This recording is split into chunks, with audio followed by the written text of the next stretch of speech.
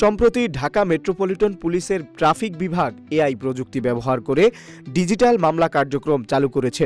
লালবাতি অমান্য, traffic signal ভঙ্গ, রং সাইডে চলাচল সহ বিভিন্ন ট্রাফিক আইন লঙ্ঘনের ঘটনায় এখন থেকে স্বয়ংক্রিয়ভাবে মামলা দায়ের করা হবে।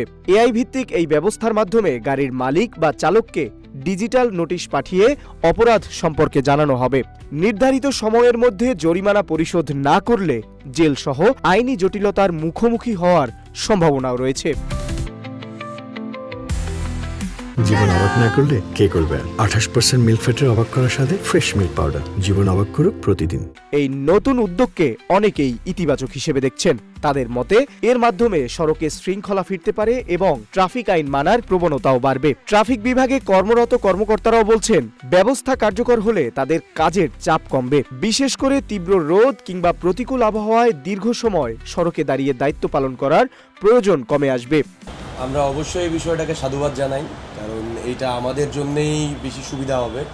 কারণ আমরা এইভাবে যে মাঠে সারাদিন পরিশ্রম করি, আমাদের সিগন্যাল অটোমেশন চালু হওয়ার পরেও আমাদের মাঠে কাজ করতে হচ্ছে। যখন এআই অটোমেশন হবে, অটোমেটিক মামলা হবে, যে সিগন্যাল ভায়োলেট করবে তার বিরুদ্ধে ব্যবস্থা হবে। সো তখন মানুষ এমনিই জরিমানার ভয়ে হলেও তারা সচেতন হবে, তারা এই সিগন্যাল ভায়োলেশন বা সিগন্যাল লাইট মেনে চলা, এই বিষয়টা তারা মেনে চলবে। তবে একই সঙ্গে অটোরিকশা নিয়ে নিজেদের অসহায়ত্বের কথাও জানিয়েছেন সংশ্লিষ্ট কর্মকর্তারা। তাদের ভাষ্য, অধিকাংশ অটোরিকশা বৈধ নিবন্ধনের আওতায় না থাকায় এআই ভিত্তিক এই ব্যবস্থার মাধ্যমে সেগুলোর বিরুদ্ধে কার্যকর ব্যবস্থা নেওয়া কঠিন হবে। এ বিষয়ে আসলে অটোরিকশা এটা সিটি কর্পোরেশনের সিদ্ধান্ত, সরকারের সিদ্ধান্ত। এখন এ বিষয়ে আমাদের যতটুকু বলা হয় আমরা ততটুকু করি। আমাদের যখন বলা হয় যে ভিআইপি রোডে রিক্সা উঠবে না, আমরা টোটালি সেটা বন্ধ করে দিচ্ছি, যে ভিআইপি রোডে কোনো রিক্সা উঠবে না। এখন অটোমেশন পদ্ধতিতে অটোরিকশার বিরুদ্ধে কী ব্যবস্থা হবে সেটা ঊর্ধ্বতন কর্তৃপক্ষ যারা আছে তারা বলতে পারবে। এ বিষয়ে আমার কিছু বলার নেই। তবে যাদের কোনো নিবন্ধন নেই তাদের বিরুদ্ধে আপনি চাইলে কোনো ব্যবস্থা আপাতত নিতে পারবেন। সাধারণ চালকদের সঙ্গে কথা বলেও একই ধরনের প্রতিক্রিয়া পাওয়া গেছে। অটোর জন্য তো এই মামলাগুলি অটোমেটিকলি নর্মালি যে কোনো গাড়ি খাবে, কারণ অটোর জন্য যে কোনো গাড়ি পাস হইতে পারবে না মোড় থেকে। তো ব্রেক করলেই তো দেখা গেছে সামনে অটো, বা দেখা গেছে অটোর ওভারটেক করতে গেলেও অটোমেটিকলি মামলা হয়ে যাবে। এটা তো অনেক সময় দোষটা হবে ড্রাইভারের, কিন্তু অটোর জন্য যে মামলাগুলি হবে এটা তো ড্রাইভার কে নিবে।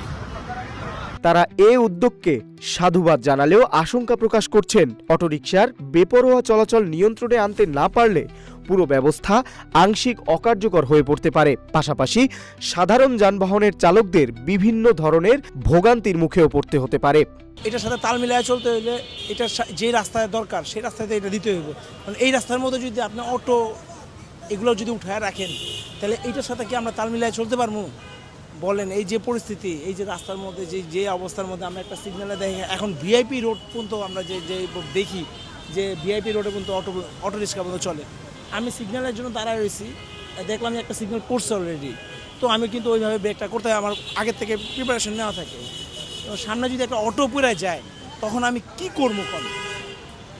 আমি আগেও যেতে পারতেছি না, পিছিয়েও যেতে পারতেছি না, যার কারণেও ওই দেখা গেছে ওই সিগন্যালটাও কিন্তু আমার অমান্য হইতে আমি করতে বাধ্য হইতেছি, হয়ে যেতেছে, কিচ্ছু করার থাকে না। এখন সার্বিক পরিস্থিতিতে দেশের জনগণ হিসাবে আমি মনে করি যে সরকারের চিন্তা ভাবনা করা উচিত ওই অটো নিয়ে।